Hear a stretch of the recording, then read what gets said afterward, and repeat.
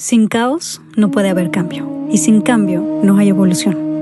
Juntos exploraremos cómo transformar la incertidumbre, el dolor y la incomodidad en la magia que intuitivamente sabemos que es posible para nuestras vidas. Yo soy alguien y creo que los mejores regalos que puedes darte son espacios para conectarte, sentir y reflexionar. Espero que este sea uno de ellos. I'm very excited to have you here because I really admire you, and I think you're one of the most interesting people I've ever met. Wow. Thank you. So I'm very excited to have you in my podcast. You always talk about love in a very different way. So I want to know which one would be your best definition for love. I think love is a really loaded term, you know, and in English specifically, we've basically got the one word for it. I know in Spanish, many words. We have many words. Basically just have this one word, and I'm glad that there's some word for it, but I also think it's very confusing, you know, and to me, I kind of think of the word love as the X in the algebra equation that just represents this unknown value. And I think the power of having algebra is to help you solve for that X, you know, and I think it's a similar thing. I think we can't just stop at the word love and think that we know what that means. And I've been really interested in understanding it. It's something that so many people are so passionate about that they would even give their life for it, you know? Love of family, people would give their life for sometimes. Love of country, people have given their life for. Love for an ideal or a cause. But even like in a very micro way, when you're watching a Netflix show, you're giving your life to it. You're giving like this tiny little sliver of your life to it. And in a certain way, you know, you could say that that's love. And we even say things like that. Someone says, "Oh my God, did you see the new show on Netflix? I love it." So love certainly has something to do with giving a piece of yourself away to it. We know that. But why you give it and what you give it for, there's a really wide range of things that it can be used for. And trying to understand in my own life why I've done what I've done, why I've given all that I have, you know, and who I gave it to, and the reasons for all of that has been a subject I spent a lot of time thinking about. Because it's also kind of famous with that subject that sometimes you give everything or you want to give everything and the other person doesn't accept it. Exactly. Or they want to give you a different thing back than what you feel you're giving. So you even say the word love, and it's not just happiness that comes up in people's mind. You know, it's There's a a mix. lot of pain. A lot of pain. And dangerous. It's kind of dangerous. It is. It's a dangerous subject. Yeah. There's pain, there's happiness, there's joy, there's pleasure, there's fear. A lot of fear. Yeah, and there's different kinds of love too. Like the way you love a partner, you know, is different than the way you love a friend. Yeah. And the way you love a friend is different than the way you love Netflix, hopefully, or your children, you know? It's a lot. So in searching all of that over these many years, I tried to look for commonalities between all of the loves, all of the different, you know, forms of love, specifically, you know, between people. And the definition that kind of came to me after years and years of studying that was to love someone is to respect their free will. Because I believe that it's a very tricky thing, the difference between want and love. And as parents, you know, people will often say, like, I just want the best for my children. You know, as partners, sometimes people will say, I just want the best for you. And even when that's true, which it isn't always, if you really pay close attention, wanting something for someone, it's not the same thing as loving them. And I mean, that gets into really deep territory we could talk about a lot, but just as a small example, I didn't grow up feeling like I had enough love. And I wanted it. I wanted to get it. And I didn't know what it was, but I knew it came from other people. Mm-hmm. That's what I thought. And so I tried to be the thing that I thought that they needed or wanted so that I could get their love. Yeah. And there is a form of attention that you get from doing that. But in my experience, and I think the experience of many people, there's a kind of a hollowness to it, you know? In a similar way that you eat a bag of potato chips or popcorn and it seems really important while you're doing it. And at the end, you just kind of feel hollow or too full of something that didn't really matter. Exactly. And I didn't want my life to be spent like that. And a lot of it was. I spent a lot of life trying to be something for other people just so that they would give me this thing, this attention or whatever. And so over the years, I kind of started paying more and more attention between the difference of wanting something and actually loving someone. And this idea of to love someone is to respect their free will. It's the most difficult thing to do, I think.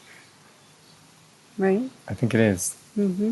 A lot of times it is, because these love relationships that we get in with people, they're very tangled up with wants. You know, and we have a very specific idea a lot of the time about, I will love you, I will care for you if you do this or if you don't do this, etc., etc. And I think that additional complexity there is, it's very hard to even see ourselves. So even when we think that we want to offer everything we are to somebody, there are these additional elements, you know, that are kind of like sharks in the water a lot of the time, that will just come out at unexpected moments, often triggered by things that the other person does or doesn't do. Sometimes it has to do with them. Sometimes it has to do with many, many years before. So it's such a confusing, you know, twisted, complicated kind of thing. I think the most important thing in the world is free will. Because if there's not free will, then why does it even matter, you know? If we're here, we may as well be a robot. We may as well just be an actor in a play following a script somebody else wrote. And I know scientifically, you know, that's under debate right now if there is free will or not. But even though much of our actions are done from pattern and routine, and a lot of that is genetic or environmental, I still believe very strongly that there is free will. I don't think we use it all the time, but I think that it is there. And if free will is the most powerful, important thing in the universe, which I think it is, because you could say maybe love is the most powerful, important thing, but free will can be used to deny love or to choose a different love. Wow, that's true. And so in that sense, free will is even more powerful than love. And you could say that even the ability that we have to choose is itself a very, very high form of love. So free will and love to me are deeply linked.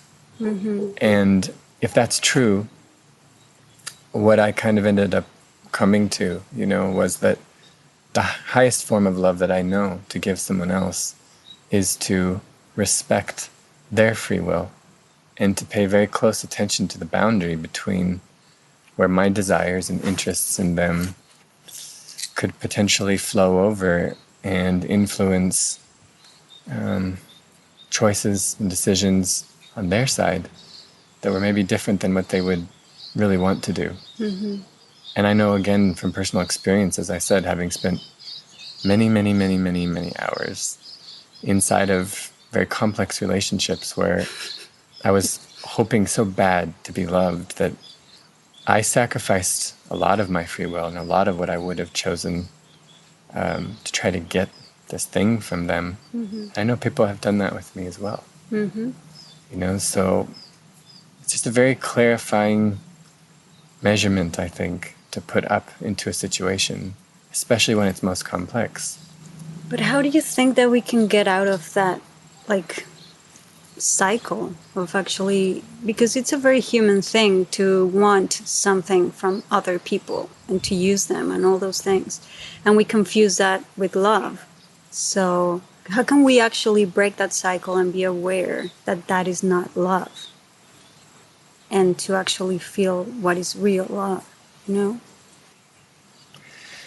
There was a science fiction movie I saw once, I think it's called The Day the Earth Stood Still. Mm-hmm. And I don't recommend watching that movie. Why? I didn't think it was that great.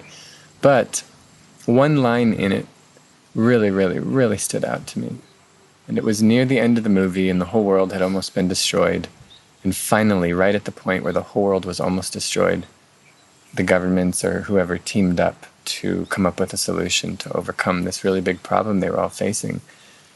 And the scientist, says this really interesting line where he says, it was more eloquent than this, but it was some version of, people won't change until they've hurt enough. And it really, really struck me as powerful. And I hope in my heart that that's not true. But having gone as deep as I have into the human experience in my own life and in many thousands of other lives, I think for the most part that ends up being true, is once you've hurt enough, Wow. That's when you change. And so, this realization I've had about the deep importance of being able to respect free will, if you're really going to call it love, has come from me not being in respect of free will so many times, subconsciously, of course, and having found so much suffering inside of that again and again and again in so many forms. And the obvious way to play that line is to think, you're really wanting something from somebody else. Even sometimes it's like you want somebody to love you and they don't. Yeah. You want them to love you in a specific way and they don't. And so it's like, I just really want them to love me in this way and they don't. You're infringing upon their free will the second that you're doing that. Yeah.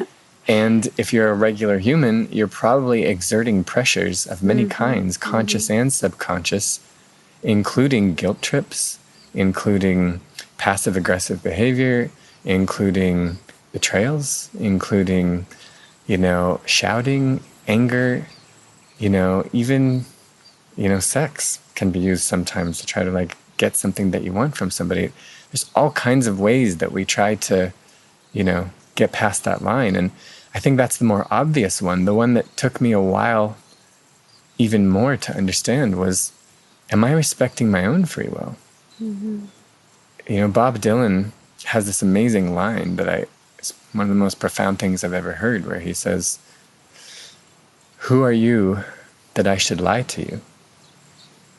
And it just struck me so profound, because who is this other person sitting across from you in your house, in your phone, that you feel like you need to be something different than you are just to get them to look at you and say, you're good enough?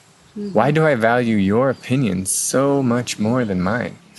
That took me many, many, many years to understand, even just to see that I was doing it. And then finally, as I did start seeing that I was doing it, I realized, wow, to love yourself, which is a subject that is also something that's very big and hard to understand. To love yourself would require you to respect your own free will. And the first step really in that would be knowing what your free will was in the first place. Exactly. I think that's very, very difficult to actually know about yourself. What do you really want? What is your free will? So coming back to this question of how do we change that? I think you got to ask yourself the question, how much are you willing to suffer? And is it enough yet? Because another story I really love is the Apostle Paul is on a mission. He's going to do these things that at the time were going to hurt the kind of Christian movement. And in the beginning, before he became a follower of Jesus, he was actually an enemy. And he did a lot to try to stop the movement as it was starting, because he believed it was wrong. And he has this vision where Jesus appears to him. And he of many things that Jesus could have said, the very first thing that Jesus says to Paul in the vision is, Paul, why are you kicking against the thorns? And I just think it's such a profound story. You know, whether or not you believe in its historical accuracy, it doesn't really matter to me. The story itself is deeply profound, because here you have God appearing to this guy who's super sure about going on this mission. And God could say anything. God could say, you know, I love you. Come follow me. You know, God could say, like, you're the best person ever. God could say, you stupid idiot. You know, like billions of things. And the first thing, you know, God says is like, why are you kicking against the thorns? And I even think in that, it's a really beautiful illustration of this love we're talking about, because an ultimate God creator type of person, you know, could just zap and change Paul. He doesn't. And he doesn't say, Paul, you're being dumb. He asks a question. And to ask a question in that particular way is in respect to free will. Exactly. It's saying, Paul, you were made to have this choice, but I am curious. Why? Why are you using your choice to continually hurt yourself? Every time you kick the thorns, it's pain. It's pain. It's pain. And so much of the suffering in the world is caused not because the world is full of thorns. It's not. The world has thorns. The world is not full of thorns. But there's so much suffering. And it's because we keep kicking the thorns. So I think the first step would be the awareness of the pains that we have, particularly cyclical pain, regular pain, pain in similar situations that we've already had. Because if you're with a completely new person and you're feeling a similar kind of pain as you have in the past, chances are that's not just you being really unlucky several times. We repeat patterns that precede us, you know, like, and we repeat them with new people. And we think the new people are the problem, when the problem is actually our very, very old, non-resolved issues. And yeah, I mean, I wanted to ask you, like, I think you have already told me a lot of it, but why do you think we need that pain in our lives? Why do we have to go through so much pain? Can we really transform that pain into like something beautiful? Well, when you look at the roots of pain, it's actually really beautiful, because this world is a complex mix of circumstances that are always shifting and moving, and some of those circumstances lead to life and some of them don't.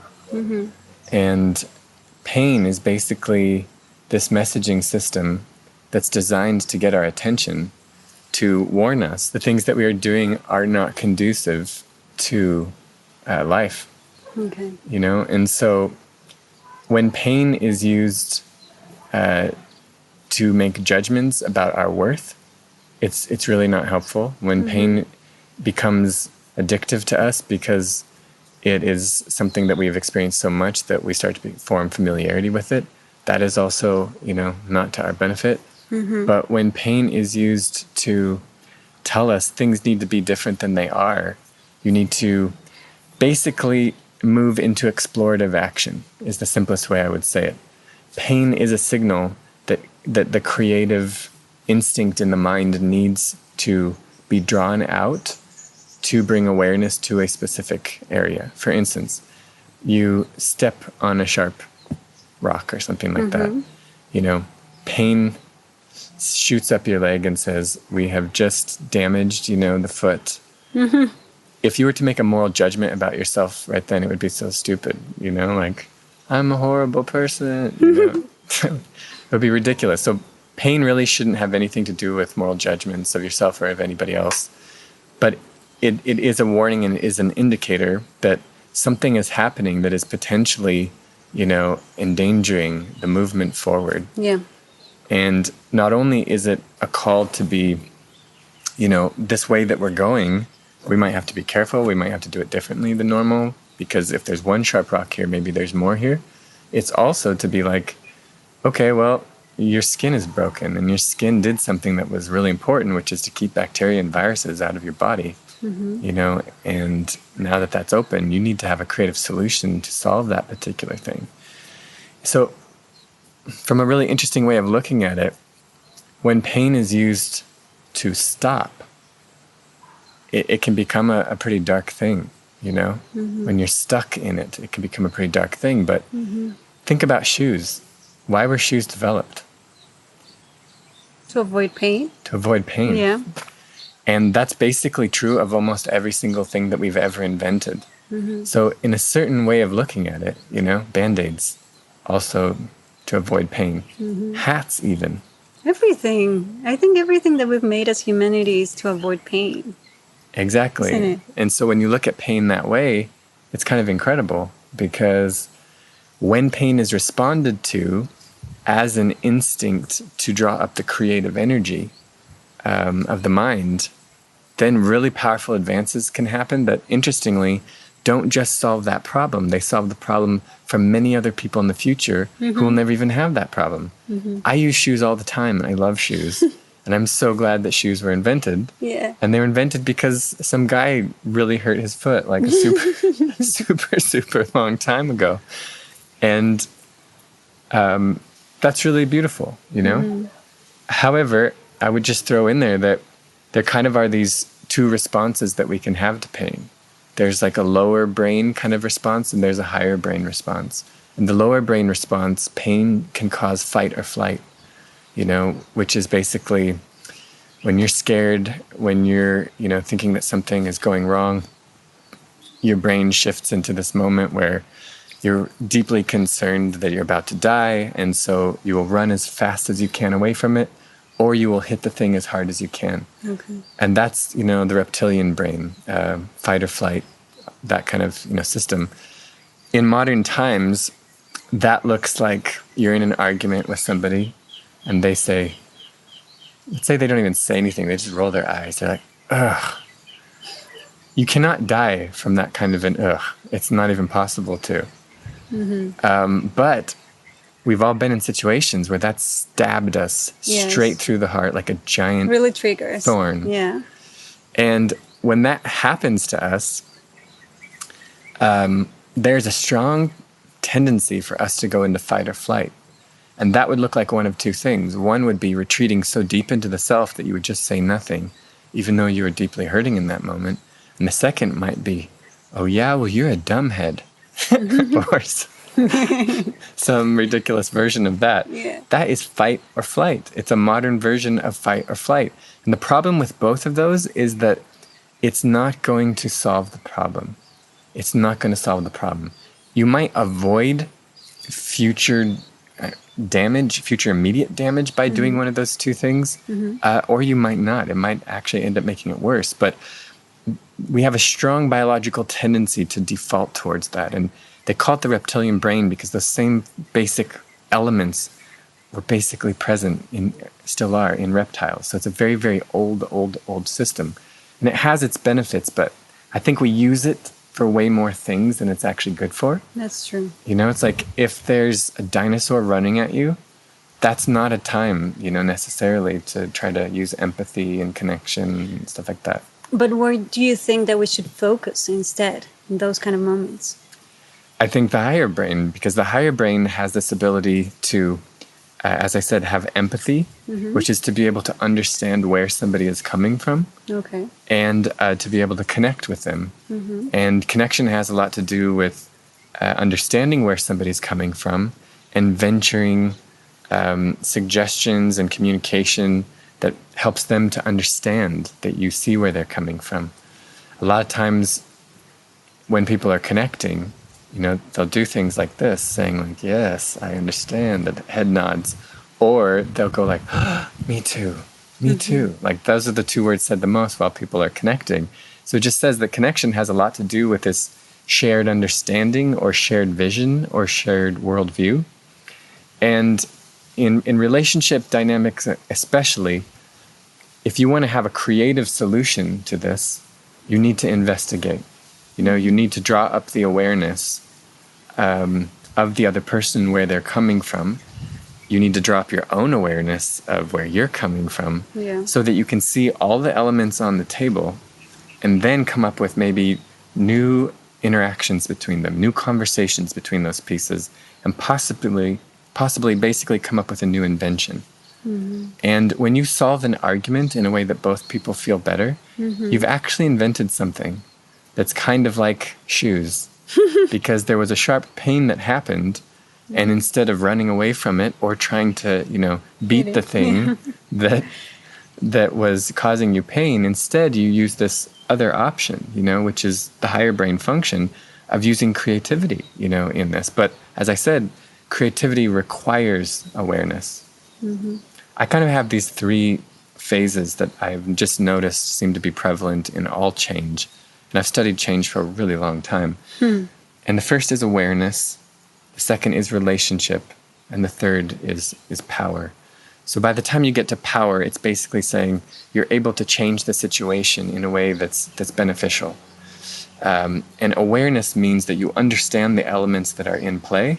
And relationship means you are exploring different versions of interaction with those elements until you find one that's beneficial. And the second you find one that's beneficial, that becomes power.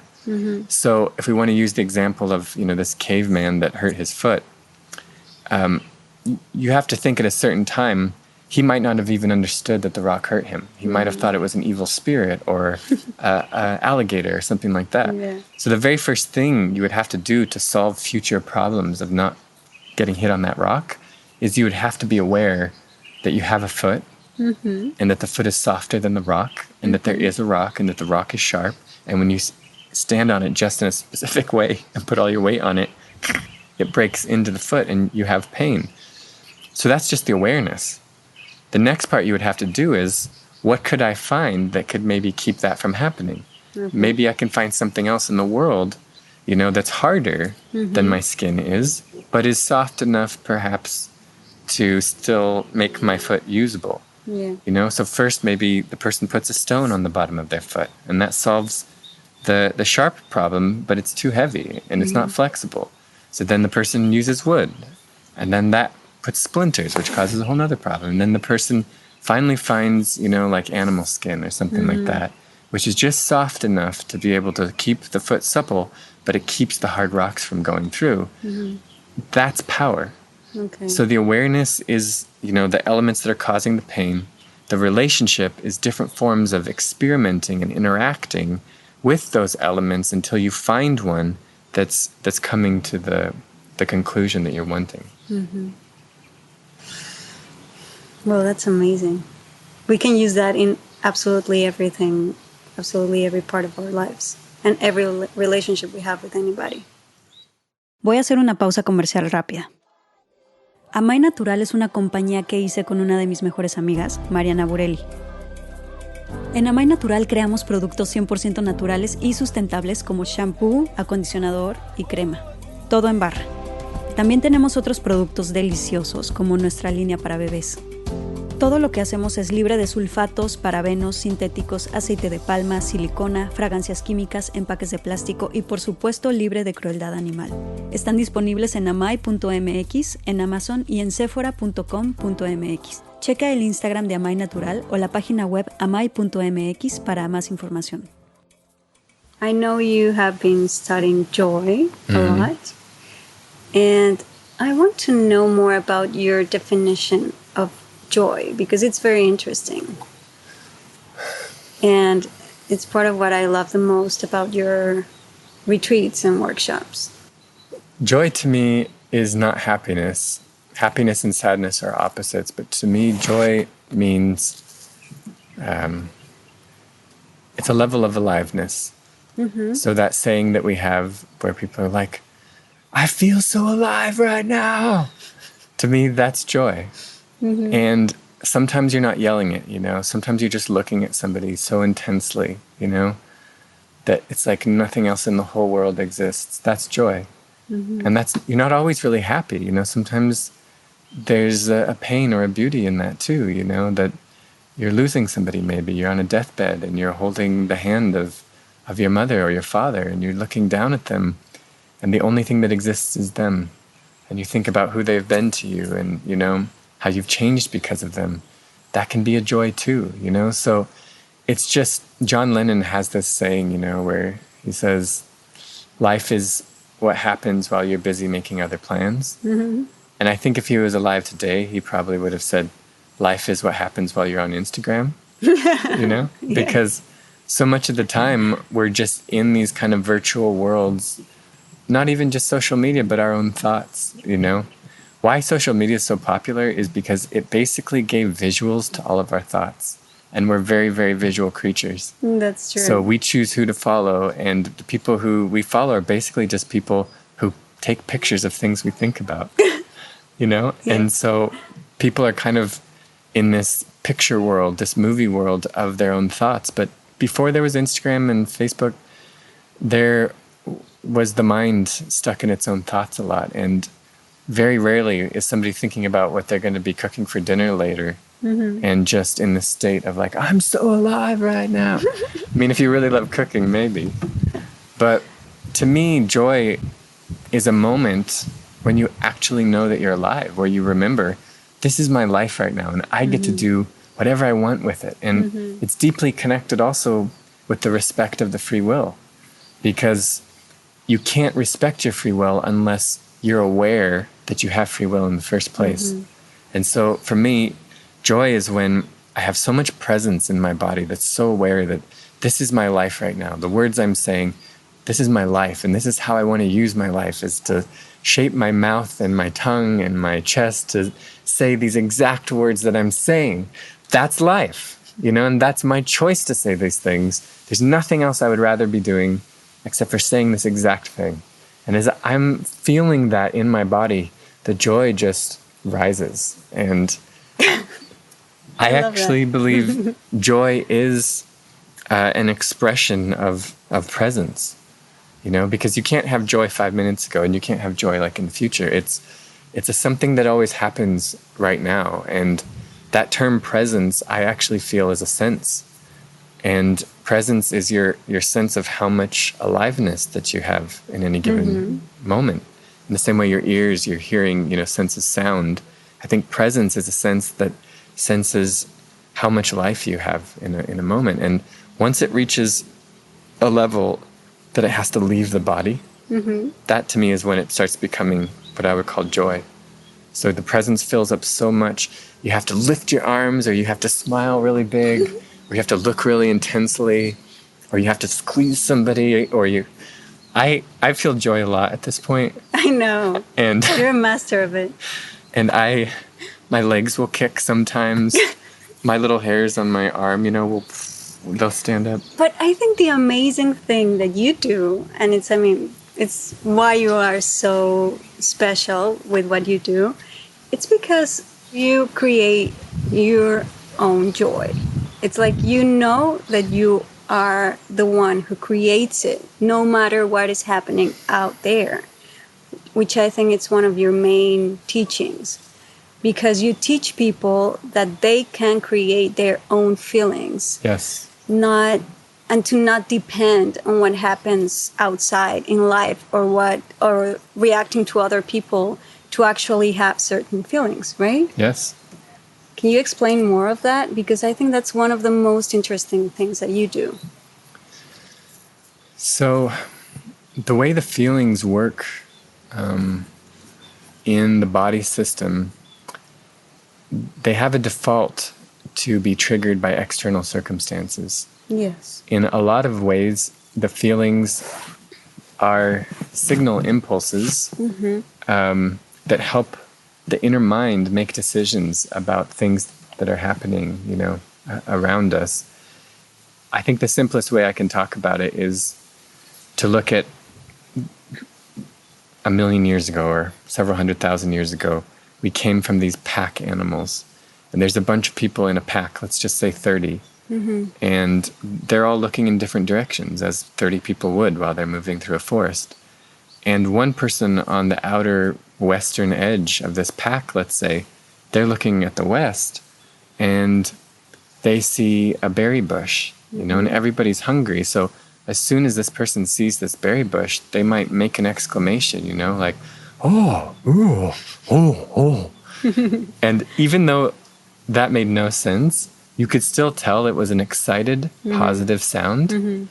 And that's because our ancestors have been using those exact same kinds of sounds literally for millions of years. Yeah. They predate language as we think about it now. And because that person was looking west and made that sound, everybody else in the whole tribe now swivels and puts their eyes and their ears and their senses towards those berries. And now everybody ends up benefiting from the berries. And you could have the opposite situation where somebody on the east sees, you know, a wolf stalking through and a whole pack of wolves, and they go, "Ah, ah."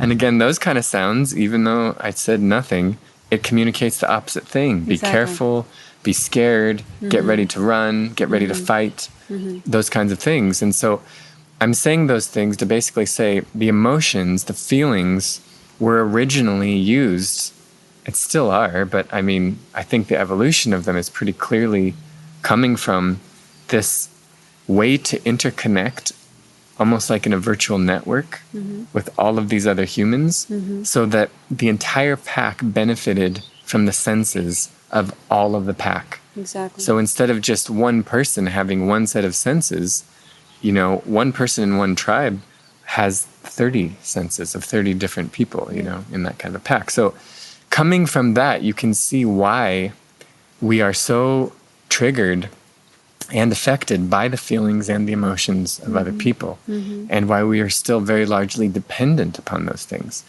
Interestingly, too, the emotional regulation system, which is the piece of us that helps us to control our own emotions, it's not pointed inwards, it's actually pointed outwards. Yes. And so, as an example of that, it's usually much easier to cheer up your friend than it is to cheer up yourself. Completely.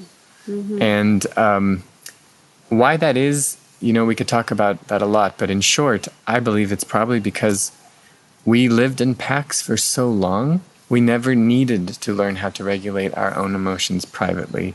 There were so many other people who could do it for us. It was probably just more efficient, nature-wise, you know, to just have it done for us. Even the way children were raised were very, very different, because you wouldn't even always know who the father and who the mother was. They were just, everybody's like running around. And there was 5 mothers, there was 10 mothers, you know, or 10 fathers or whatever. So there's such a closeness, such a greater degree of closeness than we really have right now in the current cultures.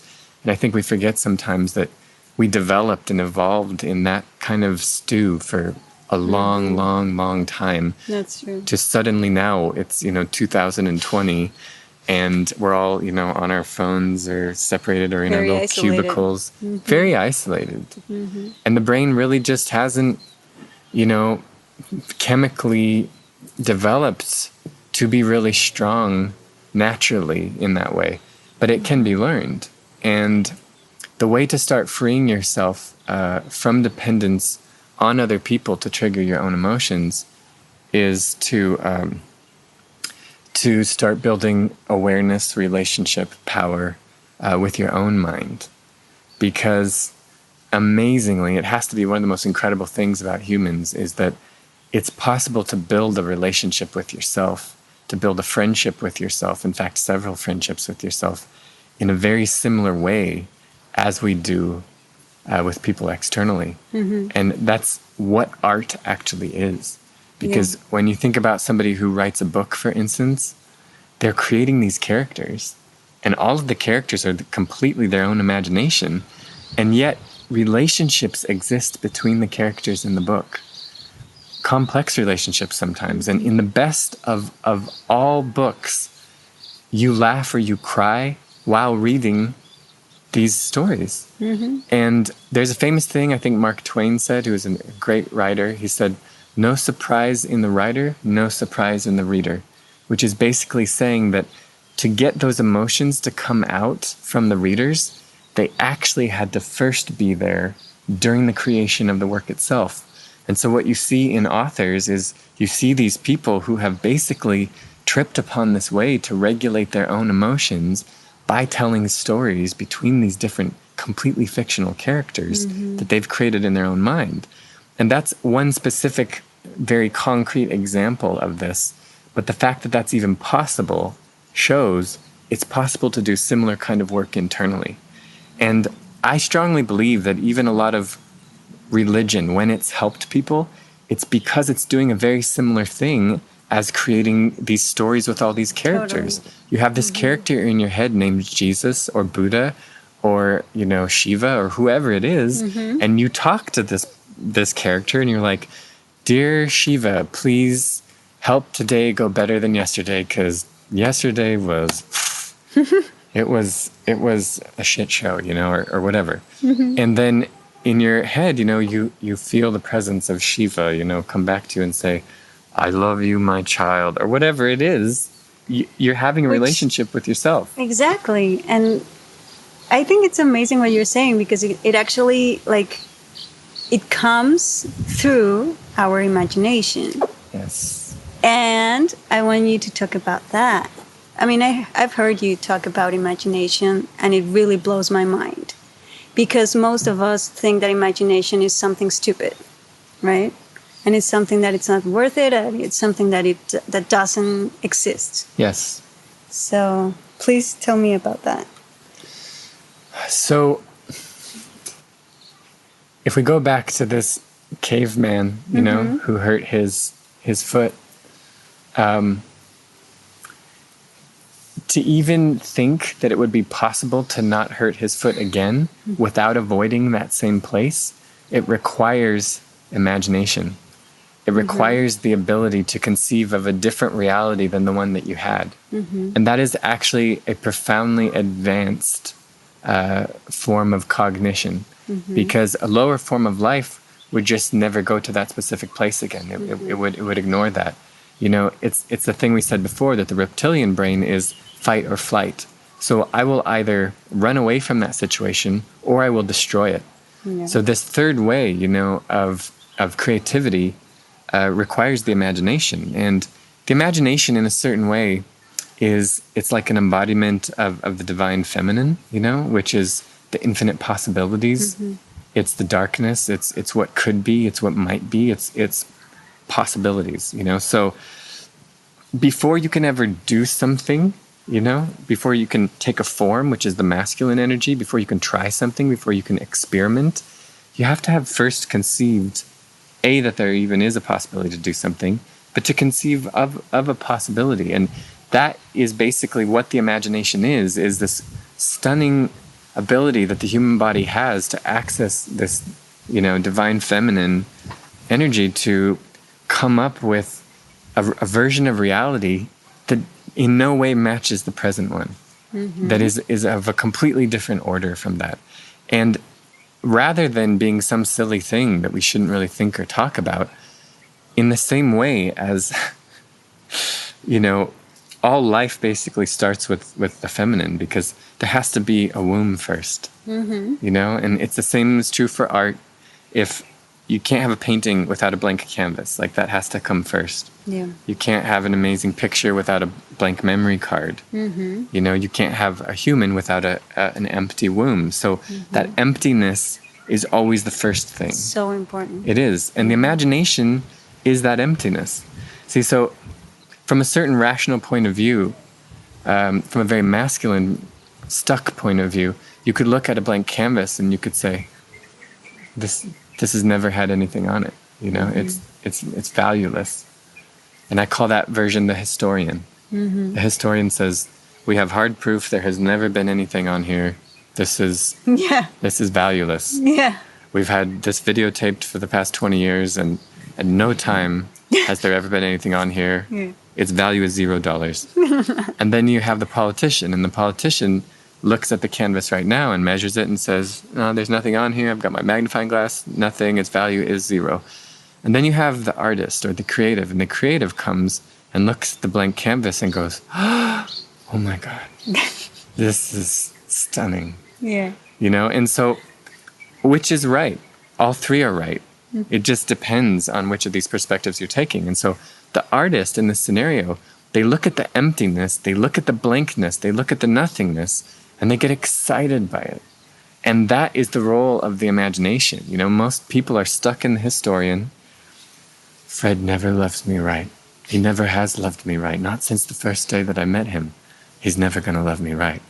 Or you could look at Fred, right now, and Fred's, frowning at you, and he's saying, "You make spaghetti really horrible, Anne-Marie."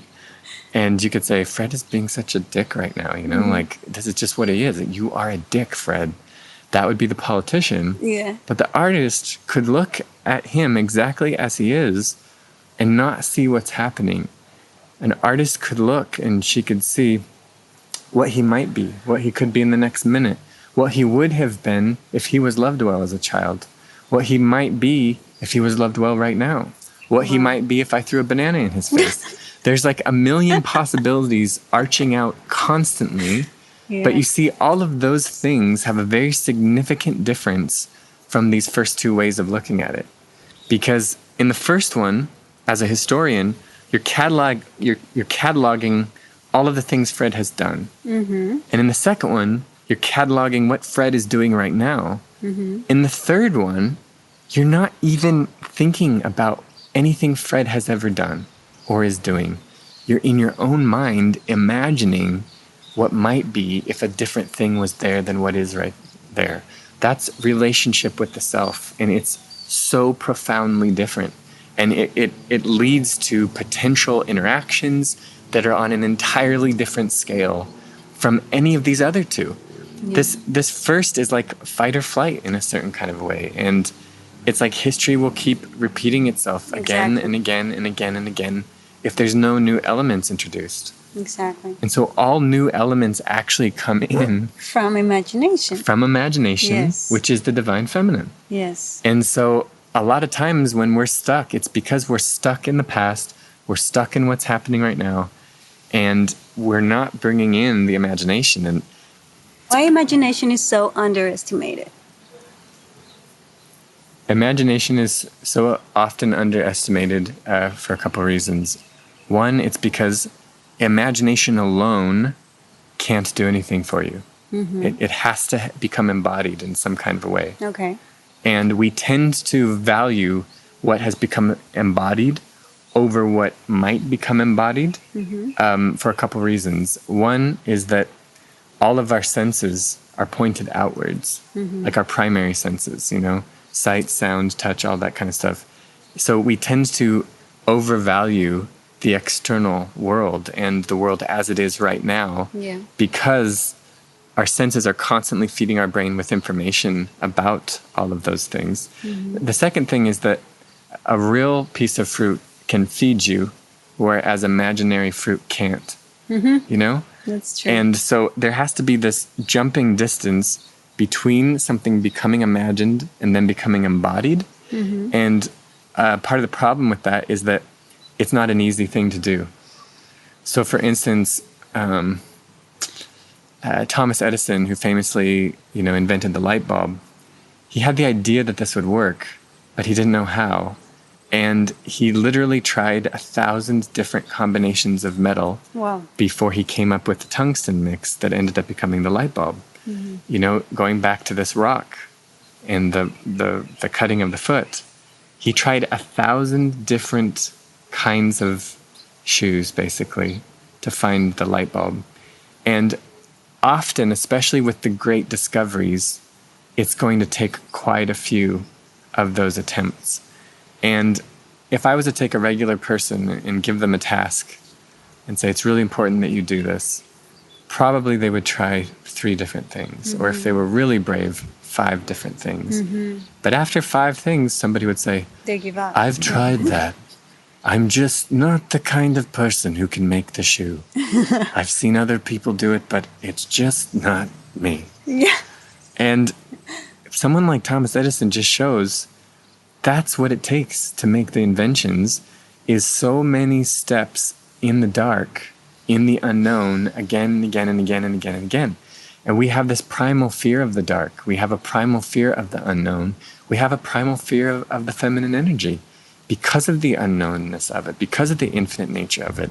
And, all of those unknowns just petrify us a lot. They have a big temptation to petrify us. Mm-hmm. So people will just stay with the thing that they know, even if it hurts them, even That's if true. It's scary. So to overcome that boundary, even like I say, as an explorer, I recognized this a while back because I identify as an explorer. And I realized to be an explorer means you will spend most of your life lost.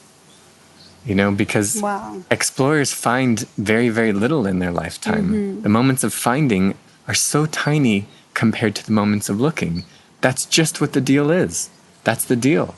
And so to go into these, you know, creative modes, into these inventions, to get out of a troubling relationship or to find a new way through an argument you've had a million times, you have to be willing to try and try and try and try. Not just the same thing 2 million times in a row. That's the Paul method of why are you kicking against the thorns. It's a very popular method. It's not the method that leads to breakthrough.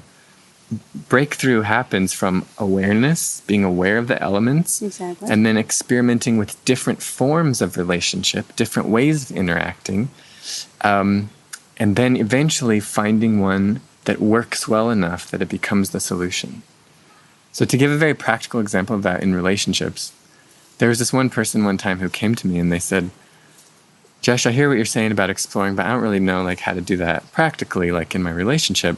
My husband and I always have this one argument and we never can get out of it, you know, no matter what. What would you give me as advice? And I said, well, I can tell you exactly how to get out of it, but I'm not going to. And she was like, what? Why? No, tell me. And I'm like, no, I'm not going to tell you. And then she's like, please, I really want to get out of this. Just tell me, like, how should I get out of this? I said, I'm only going to tell you if you actually try it. And she said, okay, I promise. And I was like, you have to do this. And she's like, okay.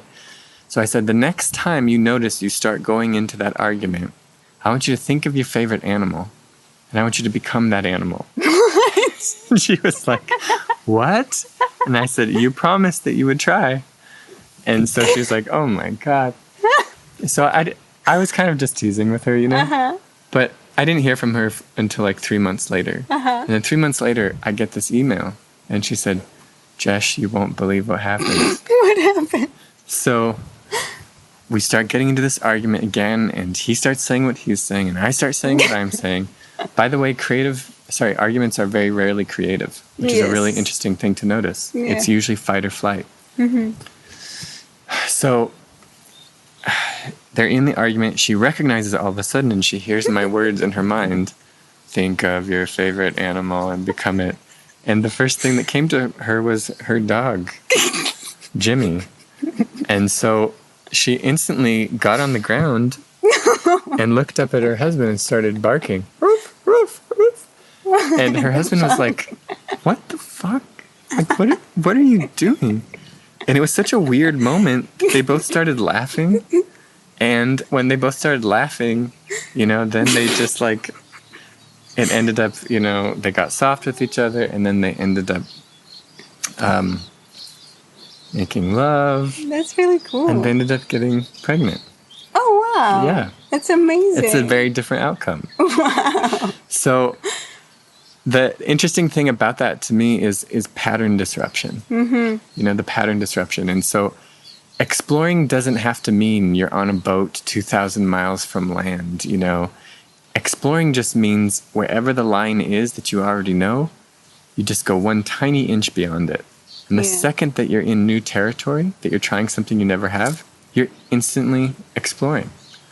And so it is as simple as when you're in argument, when you're in a situation where you have the pain happening, again, especially familiar pain, just try something different. If you want to be a little bit less extreme as that example, I would even suggest like make an agreement with your partner that when you argue, you both have to stand on the couch. Because standing on the couch arguing, it's just weird. You don't normally do that. And because of that slight difference, you'll actually argue differently. Or blindfold each other and hold hands while you're arguing. And I'm telling you, you would be an amazing couple counselor.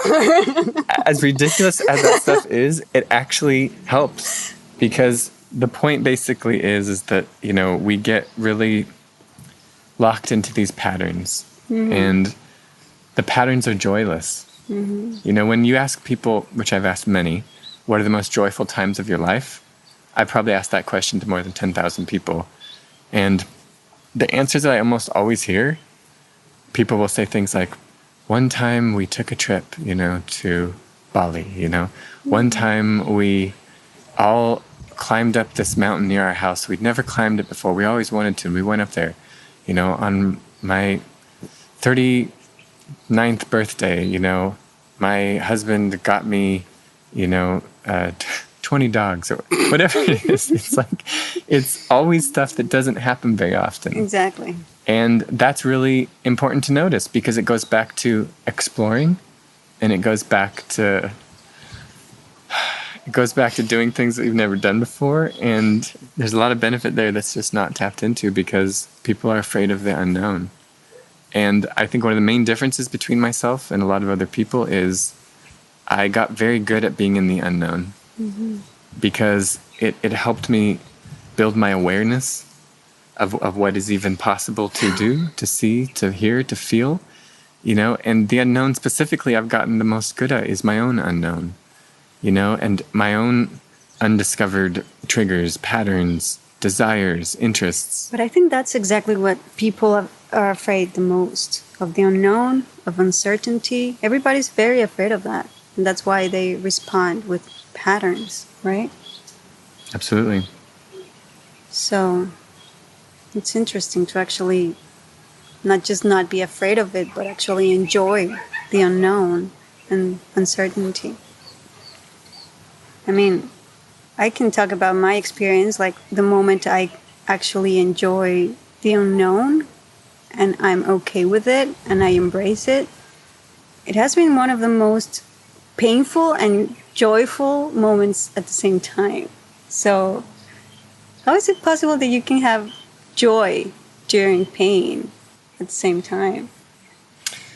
Because I think joy is a level of aliveness, and sometimes it's our pain. It's that sharp rock going through our foot that pulls us out of Instagram and pulls us out of, what party we're going to next week, and pulls us out of why Karen, is always such a bitch to me. It like pulls us out of that. And it's like, no, you have a life, and this is your one life, and this is what matters, and you got to do something important with it. You got to love it. You got to take care of it. And it's startling, to think of when somebody dies or nearly dies or somebody gets injured.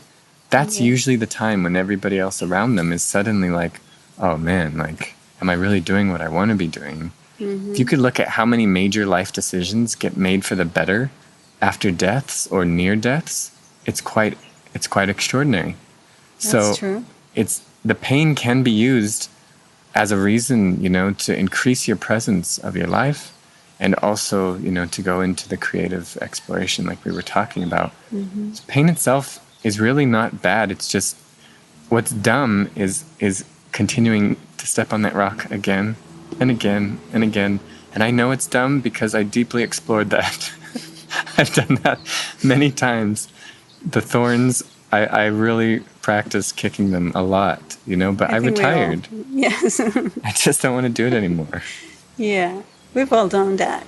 And I think we're all tired, where we just haven't found tools for that. And I think you have pretty amazing tools for that. I do too. Yeah.